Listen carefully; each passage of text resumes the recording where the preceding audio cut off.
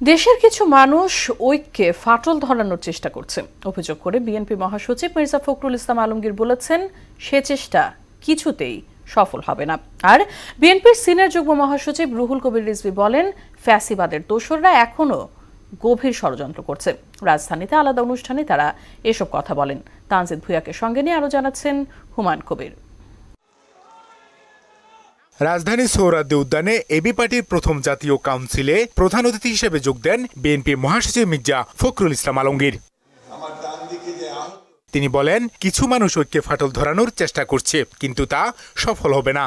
এখানে আমাদের কোনো বিভেদ নেই, কিন্তু দুর্ভাগ্যক্রমে আমাদের দেশেরই কিছু মানুষ তারা আজকে বিভিন্নভাবে এই ঐক্যে তারা কিছু ফাটল ধরানোর চেষ্টা করছেন। আমি জানি সেই চেষ্টা সফল হবে না। আমরা অবশ্যই সম্মিলিতভাবে ঐক্যবদ্ধভাবে আমাদের যে লক্ষ্য সেই লক্ষ্যে আমরা পৌঁছতে সক্ষম হব বলে আমি বিশ্বাস করি। নির্বাচিত সরকার দেশ পরিচালনা করলে চলমান সংকট দূর হবে বলেও জানান মির্জা ফখরুল। নির্বাচনটা কেন দ্রুত চাই? এই কারণে দ্রুত চাই যে নির্বাচনটা হলে আমাদের যে শক্তি সেই শক্তি আরো বাড়বে, যে সরকার থাকবে, পার্লামেন্ট থাকবে, সেটা অনেক বেশি শক্তিশালী হবে। আর যে সংকটগুলো সৃষ্টি হয়েছে সেই সংকটগুলো দূর হয়ে যাবে।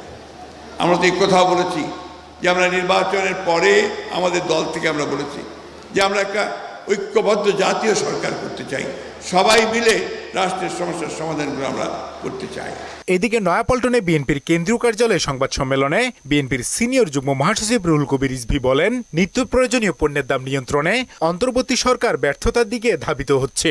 নিত্য প্রয়োজনীয় দ্রব্যমূল্যের ঊর্ধ্বগতি নিয়ন্ত্রণ ও সাধারণ মানুষকে স্বস্তি দিতে অন্তর্বর্তীকালীন সরকার ক্রমান্বয়ে যেন ব্যর্থ হচ্ছে।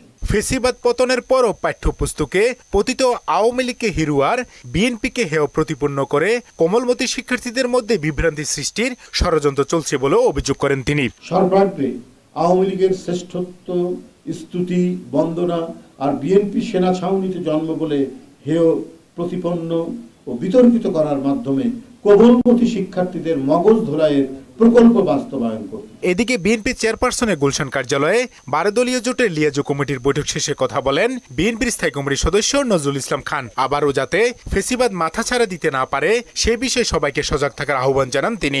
এই বিজয়টা সুসংহত করার জন্য এবং পতিত ফেসিবাদ যাতে পুনরায় কোনো সুযোগ গ্রহণ করতে না পারে সেই জন্য আমাদের ওই ঐক্য, ওই ধরনের চেতনা আমাদের অব্যাহত রাখা উচিত। হুমায়ুন কবির, মোহনা সংবাদ, ঢাকা।